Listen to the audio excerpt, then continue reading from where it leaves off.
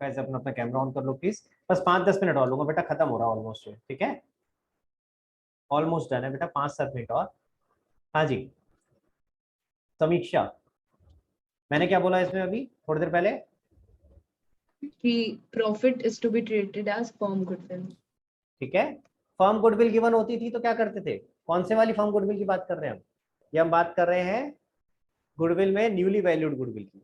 दो केस होते थे, फर्म गुडविल गिवन है या फिर पार्टनर जितनी न्यू पार्टनर पार्टनर के का हमारे। शेयर, पार्टनर का share given, new partner share in goodwill. याद आ गया? तो अब आपने क्या करना है, ये गुडविल है नहीं, प्लीज माइंड इट, ये गुडविल नहीं है, ये तो सिर्फ मैं ट्रीटमेंट बता रहा हूँ कि ट्रीटमेंट बिल्कुल वैसे ही होगा जैसे हमने फर्म गुडविल का किया, यानी आगे कैलकुलेशन और जर्नल एंट्री वैसे ही होगी। इसलिए मैंने लिखा ये टू बी ट्रीटेड एज, ठीक है, this is just for the purpose of journal entry, this is not actually firm goodwill. पता चला आप क्या सर आपने बोला था फर्म गुडविल मानना, मान लिया हमने, अरे जर्नल एंट्री और कैलकुलेशन के लिए बता रहा हूँ, ठीक है समझ आया?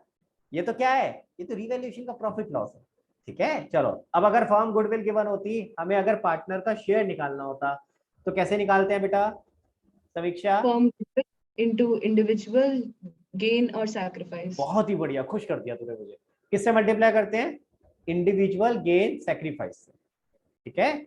अब हमारे पास क्वेश्चन में क्या गिवन था, हम देखिए जरा ऊपर क्वेश्चन में क्या बता रखा है, एक्स और वाई का रेशियो है 3:2 और एक जेड नया पार्टनर एडमिट हो रहा है 1/4 शेयर के लिए, तो कैसे करेंगे समीक्षा? Let total profit be 1। हाँ नहीं, वैसे 3:2 भी ले सकते, सैक्रिफाइसिंग रेशियो। हाँ, ये तो है, लेकिन हमें तो इंडिविजुअल गेन सेक्रीफाइस चाहिए था, हाँ ये तो सैक्रिफाइसिंग हाँ रेशियो है, तो क्या करेंगे? वही। तो फिर इसे इंटू 4 कर देते हैं, क्योंकि उसका गिवन है जेड का और फिर सैक्रिफाइसिंग रेशियो है, तो फिर उससे एक्स का निकल बहुत जाएगा। बढ़िया, बहुत बढ़िया, आपने पकड़ लिया, मुझे लग रहा था आप गड़बड़ कर दोगे, आप शॉर्टकट पे नहीं जा पाओगे, तो पहले आप सही बता रहे थे, मैं सारे बच्चों को दोबारा रिपीट कर रहा हूँ कि समीक्षा क्या कह रही थी। हमें चाहिए मल्टीप्लाई करना इंडिविजुअल गेन सेक्रीफाइस से, वो तो गिवन नहीं है, तो निकालना पड़ेगा। कौन सा केस है ये? साइलेंट का फर्स्ट केस, हमें निकालना पड़ेगा। उसकी जगह मैंने आपको शॉर्टकट सिखाया था ऐसे केस में, साइलेंट के फर्स्ट केस में एक ही शॉर्टकट लगता है बस, साइलेंट के फर्स्ट केस में सिखाया था, क्या था? आप पहले z के शेयर से मल्टीप्लाई कर दो, 4 से नहीं बेटा 1/4 से मल्टीप्लाई करें, ठीक है। सो हम हाँ पहले z के शेयर से मल्टीप्लाई करेंगे 1/4 से, तो उसमें z का शेयर आ जाएगा इन दी गुडविल, और फिर जो अमाउंट आ जाएगा उस अमाउंट को फिर हमारा केस चेंज हो गया ना, हमारा फर्म गुडविल गिवन था उसकी जगह आप कौन से केस पे आ गए? इंडिविजुअल शेयर दे रखा है एक बार, तो अब आप गेनिंग सेक्रीफाइस रेशियो से मल्टीप्लाई कर सकते हो, और इस केस में साइलेंट के फर्स्ट केस में जो 3:2 ओल्ड रेशियो वही गेनिंग सेक्रीफाइस रेशियो। समझ आ गया सबको? क्लियर हो गया गाइस? ठीक है, चल सकते हैं आगे। ओके देखो सर, तो क्या करेंगे यहाँ पे, सबसे पहले जेड का शेयर निकाल लेते हैं, जेड शेयर इन गुडविल मत लिखना प्लीज, ये तो सिर्फ ट्रीटमेंट बोला मैंने, तो क्या आएगा? Z share in revaluation gain. समझ आया सबको? कितना आएगा? 2,60,000 मल्टीप्लाइड बाय 1/4, ठीक है, this will come out to be 65,000। अब इसको किससे मल्टीप्लाई करेंगे बेटा? Sacrificing ratio. पूरा बोला करो, गेनिंग सेक्रीफाइसिंग रेशियो, क्योंकि आगे के चैप्टर्स के यस। लिए भी काम करना है हाँ ना। हाँ। हाँ जी, ठीक है, तो यहाँ क्या आएगा, is equal to 65,000 into 3/5 is equal to 65,000 into 2/5, ठीक है, कितना आ गया बेटा? 39,000 एंड यहाँ आ जाएगा 26,000। तो अब हमने अमाउंट निकाल लिया है, अब एंट्री पे आ जाते हैं। एंट्री क्या होती थी बेटा गुडविल की?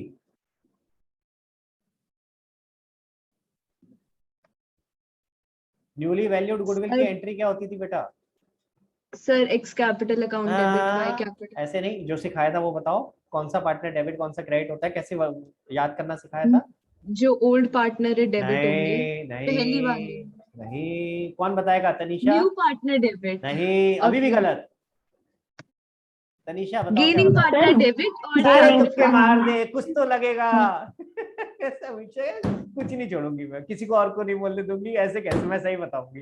तनीषा बताओ बेटा, कोई बात नहीं, सारे तुक्के थोड़ी ना, एक आंसर एक चांस मिलता है बेटा वहां पे, ये नहीं होता कि सारे जो जो मर्जी लिख के आ जाओ। हाँ तनीषा?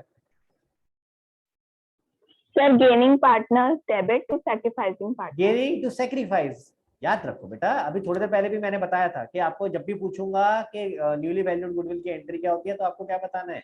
गेनिंग टू सेक्रीफाइस, तो याद रखो। अब गेनिंग कौन है इसमें, बताओ?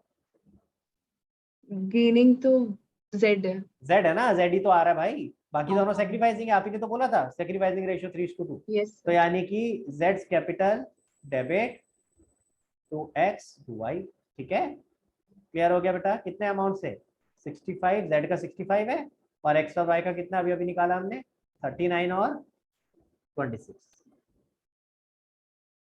ठीक है। क्लियर हुआ, सबको समझ आया, ठीक है। तो आपकी फाइनल एंट्री बन गई Z account debit to X to Y. अब आप ध्यान से समझो, इसमें कोई रिवैल्यूएशन अकाउंट नहीं बनेगा, सेकंड केस में सिर्फ जर्नल एंट्री होगी, ठीक है। इसमें सिर्फ एक ही केस आ सकता है जर्नल एंट्री का, इसमें रिवैल्यूएशन अकाउंट नहीं बनता। क्लियर हो गया। ऊपर वाले केस में दो तरीके से क्वेश्चन आ सकता है, या तो रिवैल्यूएशन अकाउंट बनाने को या जर्नल एंट्री करने को, इसमें सिर्फ जर्नल एंट्री आ सकता है, ठीक है। अब मैं आपको एक समराइज कर रहा हूँ यहाँ पे जर्नल एंट्री का, बस खत्म हमारा, लास्ट चीज लिख रहा हूँ और फिर खत्म। दो सिनेरियो हो सकते हैं बेटा, एक हो सकता है कि नेट रिवैल्यूएशन का गेन हो, नेट रिवैल्यूएशन जो आप कर रहे हो उसका गेन हो, ठीक है। गेन में एंट्री वही होगी जो आपने सीखी, गेनिंग टू सैक्रिफाइस। क्लियर। अब इस केस में गेन था ना हमारा गेन था ना भाई, देखो ऊपर 2,60,000 क्या था, नेट रिवैल्यूएशन गेन था। अगर ये नेगेटिव फिगर आई होती तो एंट्री क्या बन जाती, उल्टा, नेट रिवैल्यूएशन अगर लॉस है, ठीक है, तो हमारी एंट्री बन जाएगी सैक्रिफाइस टू गेन। क्लियर हो गया गाइस। तो आपको याद कैसे रखना है बेटा, अब मैं समराइज कर रहा हूं, 2 मिनट और खत्म फिर क्लास, ठीक है, 2 मिनट और। देखो हमने अभी तक क्या सीखा है, आज एक टॉपिक सीखा जिसका नाम था revaluation of assets and liabilities. Clear हो गया। हमने इसमें दो केसेस सीखे, दो केसेस कौन से थे, एक केस में हम एसेट्स और लायबिलिटीज को रिवैल्यू कर रहे हैं और एक केस में नहीं कर रहे हैं, यानी हम पुरानी वैल्यूज पे ही कैरी कर रहे हैं। समझ आ गया। सबसे पहली चीज सवाल आना चाहिए दिमाग में, सर ये दोनों में से कौन सा केस लगेगा, कैसे पता चलेगा, या तो क्वेश्चन में लिखा होगा, लेकिन अगर क्वेश्चन साइलेंट है तो क्या करेंगे, तो ऐसे केस में आप पहले वाला मेथड लगाओगे, ठीक है। तो मैं लिख भी देता हूं यहाँ साथ में, इफ क्वेश्चन इज साइलेंट, अगर क्वेश्चन साइलेंट है तो आपका फर्स्ट मेथड लगेगा, यानी आपको नॉर्मल, तो इसका मतलब क्या है, नॉर्मली तो हम रिवैल्यूएशन करते हैं, नॉर्मली रिवैल्यूएशन अकाउंट बनाते हैं। समझ आ रही है मेरी बात, क्लियर हो गया। लेकिन अगर क्वेश्चन स्पेसिफिकली बोले तो ये क्या, ये कब होगा, व्हेन क्वेश्चन स्पेसिफिकली आस्क्ड, ठीक है। यानी क्वेश्चन बोलेगा और the partner decide to carry the assets and liabilities on the old value, question बोलेगा, जब बोलेगा तभी केस 2 पे आना है, अदरवाइज नॉर्मली तो केस 1 फॉलो होगा। समझ आ गई बात, फिर से बता रहा हूँ, हमने क्या सीखा आज, हमने दो केसेस सीखे रिवैल्यूएशन ऑफ एसेट्स और लायबिलिटीज के। पहला केस क्या है, जिसके अंदर हम रिवैल्यू कर रहे हैं, वहां रिवैल्यूएशन अकाउंट बनता है, जो भी एसेट्स या लायबिलिटीज है जितने से भी बढ़ रहे हैं या कम हो रहे हैं उस पर फोकस करना है, दोनों ही केस में सेम है ये बात, ठीक है। क्वेश्चन में या तो अकाउंट बनाने को आ सकता है, वो हमने सीख लिया कैसे करते हैं, ठीक है, और या फिर क्या आ सकता है, जर्नल एंट्री। इंपॉर्टेंट बात याद रखनी है, जर्नल एंट्री में एक एंट्री एक्स्ट्रा होगी प्रॉफिट या लॉस की, वो सिखा दिया कैसे हो। अगर केस 2 है तो केस 2 के अंदर हमें वर्किंग बनानी है, वर्किंग वैसे ही बनेगी जैसे आप अकाउंट में कर रहे थे, डिफरेंस को ही लोगे, बस याद क्या रखना है, पॉजिटिव और नेगेटिव का, अगर फायदा है तो पॉजिटिव, अगर नुकसान है तो नेगेटिव, इंक्रीज डिक्रीज से नहीं चलना है, फायदा या नुकसान से चलना है, ठीक है। फिर उसके बाद नेट आपने निकाल लिया, नेट जो भी गेन या लॉस आएगा उसको किसकी तरह ट्रीट करोगे, सिमिलर टू फर्म गुडविल। फिर से रिपीट कर रहा हूं, ये फर्म गुडविल है नहीं, हम सिर्फ ट्रीटमेंट के पर्पज से इस तरह याद कर रहे हैं कि it is to be treated similar to firm goodwill. Clear हो गया। या मैं इसको ना थोड़ा चेंज ही कर देता हूँ, नहीं तो फिर पता चला आप, अभी तो समझ आ गया, यहाँ पे ना एज फर्म गुडविल की जगह सिमिलर टू फर्म गुडविल लिखता हूँ, नहीं तो आप हो गई, तो आपने एज लिखा है, similar to firm goodwill. Clear है, अब ठीक है, आई थिंक बेटर है लैंग्वेज के पॉइंट ऑफ व्यू से, नहीं तो फिर कंफ्यूज हो गए। जैसे फर्म गुडविल को ट्रीट करते थे वैसे ही करें, हम निकालेंगे, दो दो स्टेप्स होते थे ना, दो स्टेप्स क्या है, पहले कैलकुलेट करो, तो हमने पहले कैलकुलेट किया, ठीक है, और दूसरा स्टेप क्या था, जर्नल एंट्री करो, फिर जर्नल एंट्री करो, बिल्कुल वैसे ही जैसे वहां किया। किसी को कोई डाउट, क्लोज कर सकते हैं, चलो जल्दी से देखते हैं जरा। गाइस एक बार प्लीज इसकी फोटो खींच लो, मैं शुरू से दिखा रहा हूँ आप लोगों को, तो यहाँ से खींचना शुरू करो।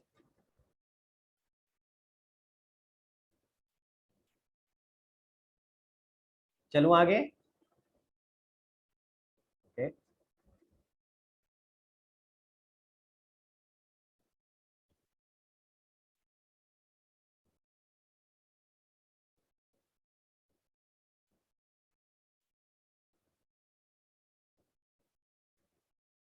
जर्नल एंट्रीज को मैं एक साथ भी कर देता हूँ थोड़ा सा, ये सारी एक साथ आ गई।